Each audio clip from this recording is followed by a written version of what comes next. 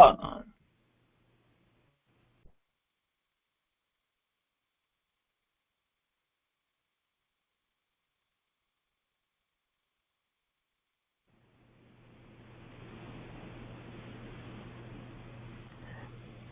Yes, this is a hardcore grind interview with the fabulous shoe designer, Sadie. How are you?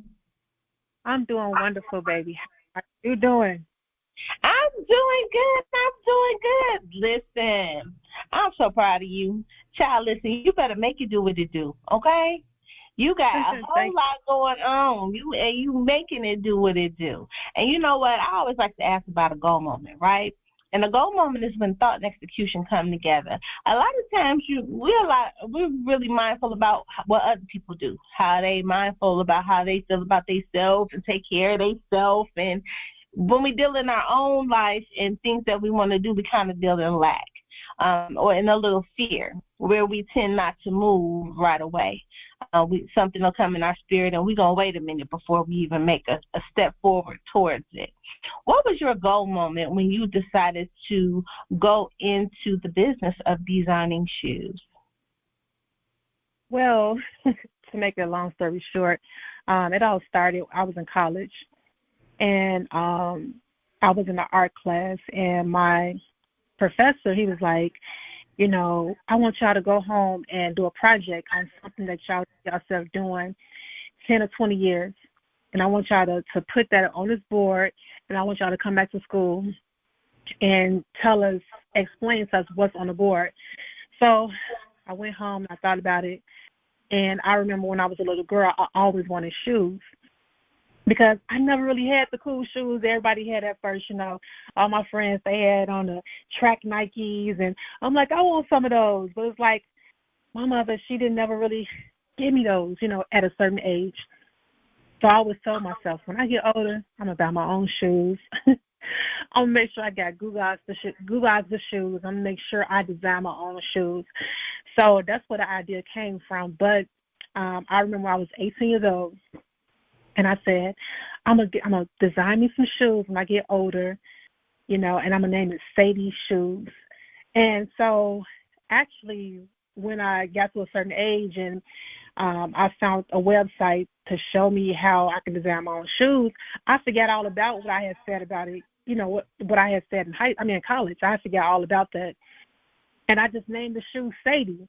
And then when I thought about it, I said, oh, my God, like I'm reliving my past. And it's like the shoe that I designed when I was in college, that's the same. My first shoe, my actual first shoe was designed exactly like it was in college. And I was like, wow, look at God. And so that right there encourage me just by, coming up as a kid and also going to college. I'm named after my mother, and I want to dedicate my shoes to my mother. I love it. Yes, thank you. Now, what was the best advice you received along your journey? To be honest with you, I haven't had too many encouraging words from a lot of people, but the ones that did encourage me, like when I wanted to give up, on certain things, they always tell me, don't never give up on your dreams. I'm a fighter. I've always been a fighter my whole life. Spiritually, I've always been a fighter. So just that, and then your haters will make you grow as well. They will encourage you. Your haters will encourage you, most definitely. But coming up as a kid, my mom passed away when I was like 11 or 12. And I didn't have too many people that was like actually in my corner that would speak life into me. But I had a couple of people that actually came and put me under their wings. And always just told me that one day you're going to be great. One day you're going to be something in life. I didn't really see myself as they saw me because I didn't know exactly who I was at that time. But as they kept encouraging me over and over and telling me, you're going to be something great one day, you're going to be something great one day. And I just thought it was a dream. But as I got older, I always kept that memory in my head. I'm going to be something great one day. I may not see it right now, but I'm going to be something great one day. So I just carried that along in my spirit. I put it in my pocket, and I dressed with it, and I just made sure that I carried that along the way. And that right there is what encouraged me. Just hearing people's voices telling me I'm going to make it. Just hearing people's voice encouraging me. Like I said, I wasn't many, but the ones that did encourage me, I kept that with me. I kept in a secret box, that secret box in my head, in my mind, and my heart. And I took it, and I'm still carrying it this day. So I'm most definitely encouraged by the encouraging words that were spoken to my life. Absolutely. Now, when you think about the contributions of African American women to fashion and beauty industry, what is the impact you want your brand to leave? Well, I see I see so many great Black women, and I don't even really like calling us Black because we are melanated people. I love seeing our women just do great things. I love seeing our men do great things as well. But I say the women too, because we've been through so much in life. We carried our kids and we birthed our babies, and it's like we carry a lot on our backs. So when I come across so many different women, melanated women that's doing their thing, I love it. I'm like, God, I love it. That right there really encouraged me as well. But I just see that so many women is doing their thing, and so many Black women out here that's accomplishing so many things. It's just unbelievable, and I love it. I think we all are blessed. But going back to your question, what I think with my shoe line, I want to make it to where the cost of my shoes is not expensive, because everything is expensive now, and I think the great benefit that they get up out of my shoe is that the fashion of it. This is coming from a creative mind such as myself, and I'm making shoes that will fit different personalities. So when you wear my shoes, you're feeling confidence. Everything that I put in myself, that's what I want the women to wear when they put my shoes on. And I just think that my shoe line is going to go so great, but I don't want the prices to be to the place where people can't really afford, to wear my shoes. I want my shoes to be affordable. Plus, when people look at man, I love that design, I got to wear that. I want to purchase that for my mom or my sister or my daughter, when they see the shoes. And then when they put the shoes on, I want them to feel the confidence. I want them to feel the power that I put into my shoes. I want them to feel it, walk it, live it, just love it. So I just feel like, that this shoe is going to be something great. Once I, keep pushing it out there, I think it's going to hit so many people, hit people that's in a celebrity world. It's going to hit the communities, and it's going to reach our babies and stuff. And I just want that legacy just to keep going on and on and on for many generations. I love it. Now, there's a high cost to pursuing and pulling your vision together. What advice would you give to someone new going into the fashion industry? One thing I would tell them is to be humble. That's the only way that you're going to get somewhere in life, just to be humble. And I say this with sincerity because I see so many of our women, and just many women, period. Some of them is not pleasant. A lot of them don't have a heart just to be nice or just even speak. My thing is, in this industry, because I do the fashion, and I'm also doing radio, I'm doing television, and the greatest gift or the greatest encouraging words I could tell you just to be humble. Because when you be humble and you know how to give back, that's when God will bless you with many, many more.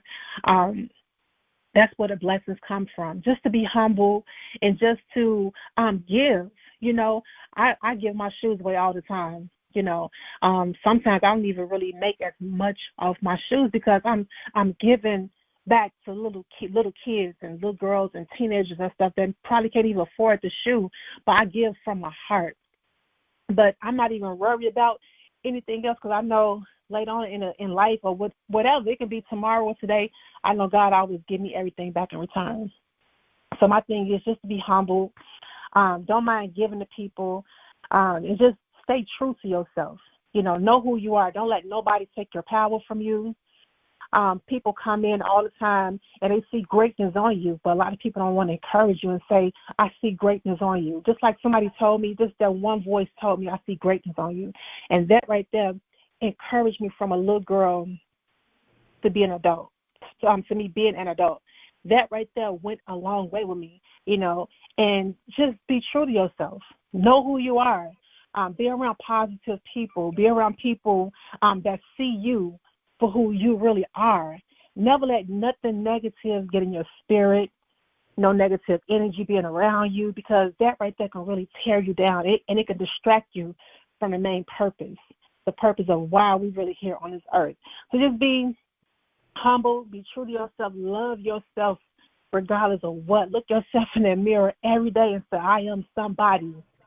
I am somebody. I have little stickies I put in my office, and I put in there, I'm here. I made it. I love me. Just remind yourself, even the days that you might be going through some things, look back at those stickies that you have on your wall or on your mirror and just say, I am somebody. I love me. I'm in love with me. It's all right to be in love with yourself. People told me if I was in love with myself, I'm being vain, but that's not true, because if nobody else loves you, at least you know you love yourself. So just be true to yourself. And just know that you're going to make it regardless of what. Just keep pushing. Don't stop. Keep pushing. When I first did my radio, I went to school for radio, for media. And when I first did it, I was like, oh, my God, I know this is something I always wanted to do, was radio. I went and I was hanging around people that was in radio, that was really big in Chicago and all over, states. And they really encouraged me to want to do radio. So I went to school for communication. I went to school for media. I learned how to do TV and all of that. So I took all of that and I collected everything. And I was quiet and I was humble. And I listened to my teachers on how to do certain things. And I watched them. Every step that they did, I watched everything that they did. And one day I said, once I graduated, I said, I'm going to get my own radio station. And everybody looked at me and they laughed like, girl, please, it ain't going to work. I said, you'll see. That right there alone could have discouraged me. And I could have said, you're right, it's not going to work. But the fight in me couldn't give up. And just to make a long story short, I opened up my own radio station. People laughed at me and still told me it wasn't going to make it.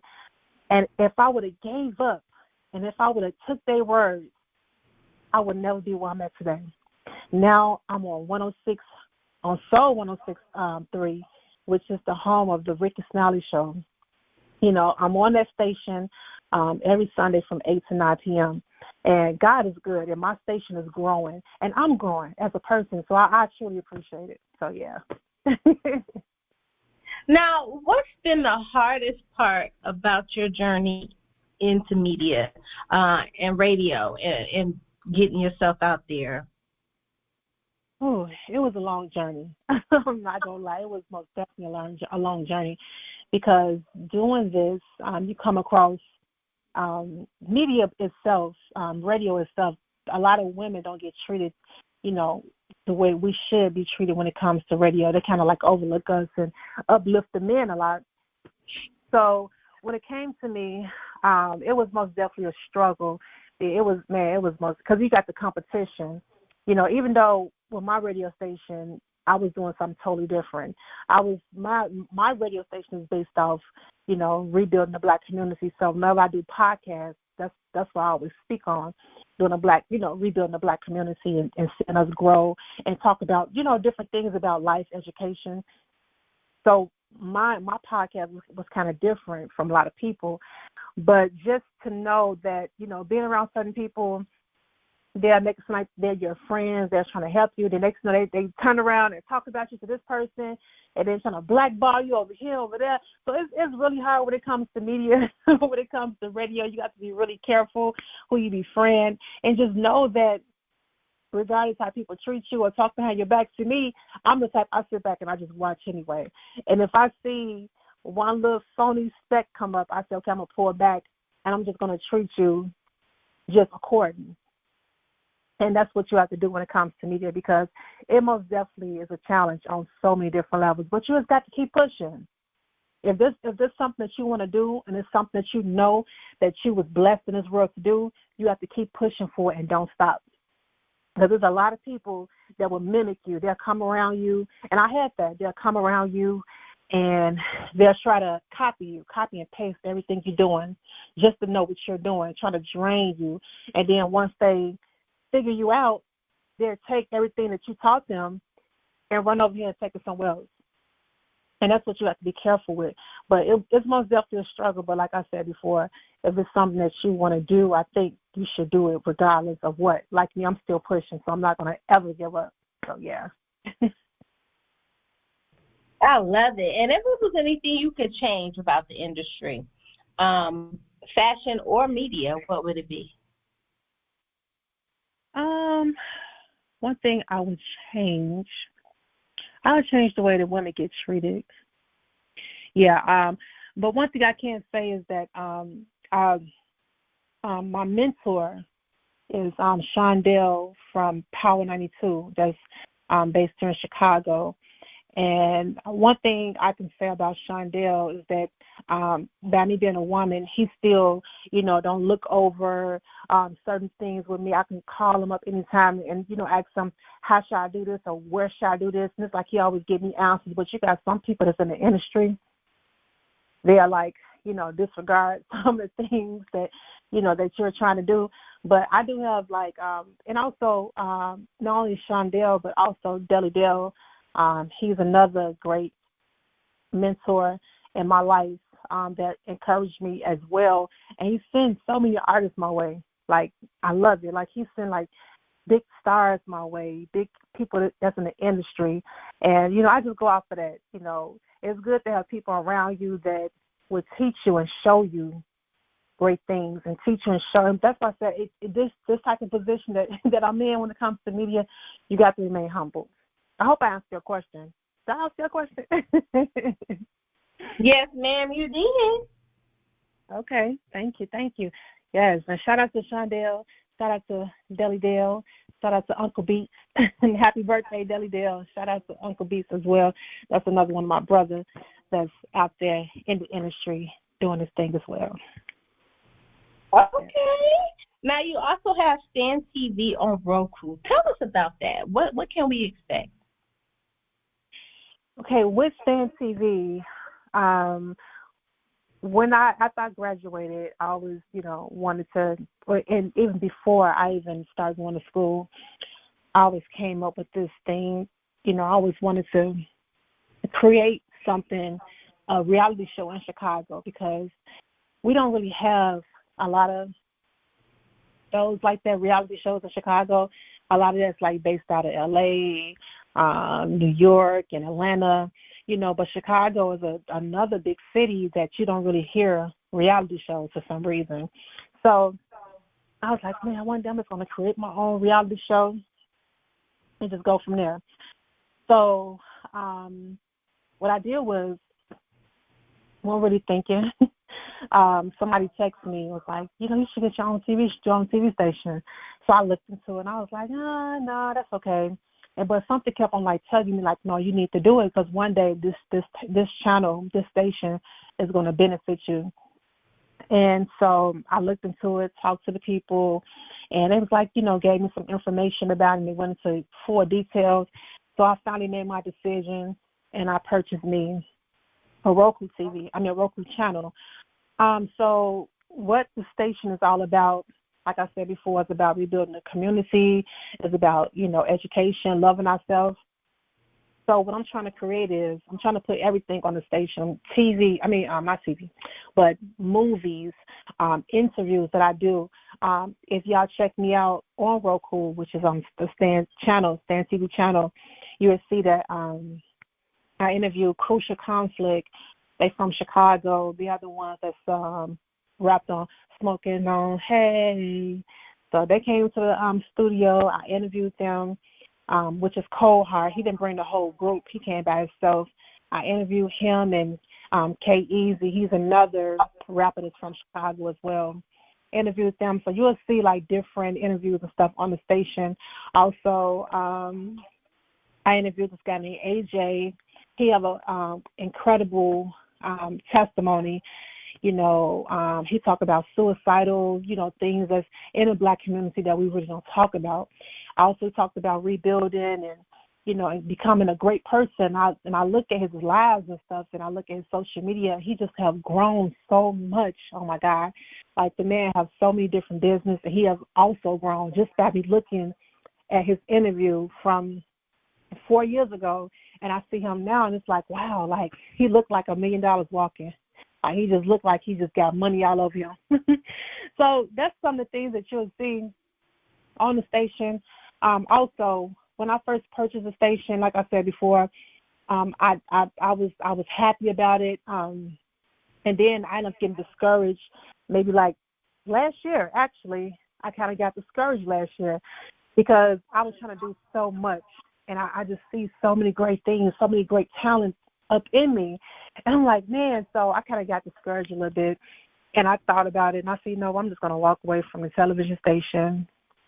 I don't want to do it no more. I'm going to walk away from radio. I'm going to walk away from my shoe line. I'm just going to stop it. I was having my little time, you know, I was kind of going through some things.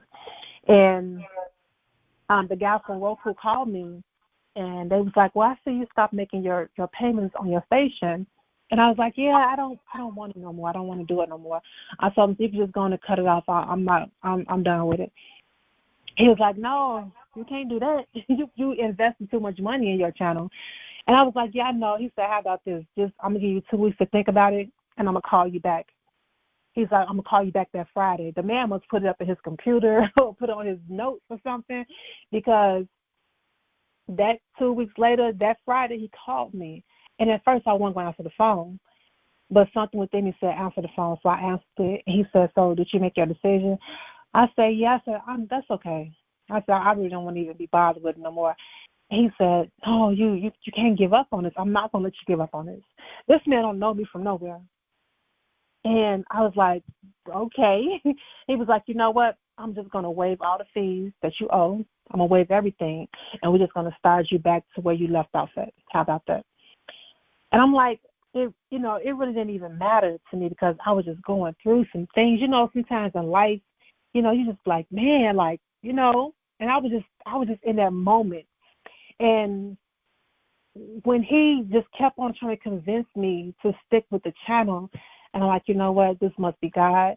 And I kept my channel, because he was like, if you let it go, you can't get it back no more, so you might as well keep it.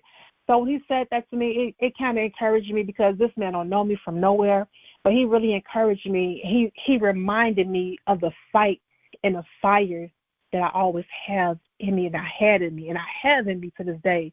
He it's like the fire just lit back up again. I said, you know what, you're right. And I got back on it, and I put so many different videos up there from the music awards that was in Chicago. So if y'all check that channel out, you will see a lot of my shows that's on the Roku, which is Stan TV.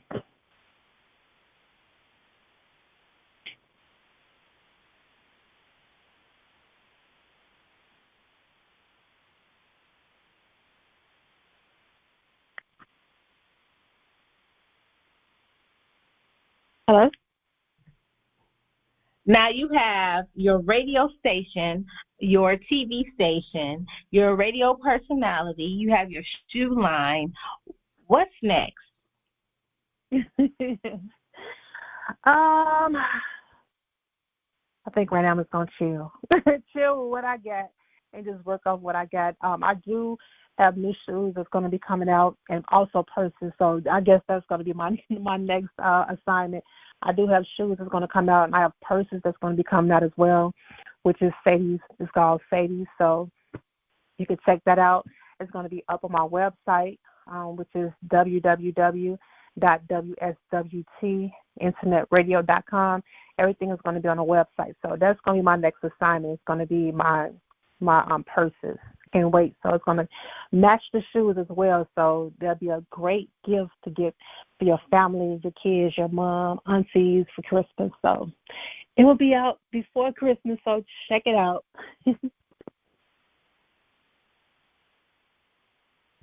I love it. I love it. Now tell everybody where they can catch up to you, get in contact with you, purchase shoes.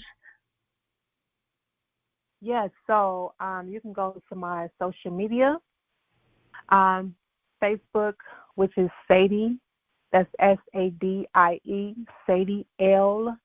Walker, WALKER. That's on Facebook. Also, you can catch me on IG, Instagram as Sadie, SADIE, is IS Blessed, BLESSED. Sadie is blessed. What else? You can find me also on TikTok as Sadie Star Family 5. Sadie Star Family 5 on TikTok. And let me go to my Twitter. You can catch me on my Twitter page as well. My Twitter page, I believe that's Sadie Star. Yeah, Sadie Star 7 on Twitter. Yep. I love it. I love it. Well, we thank you for sharing your time, space, and energy with us. And we will talk to you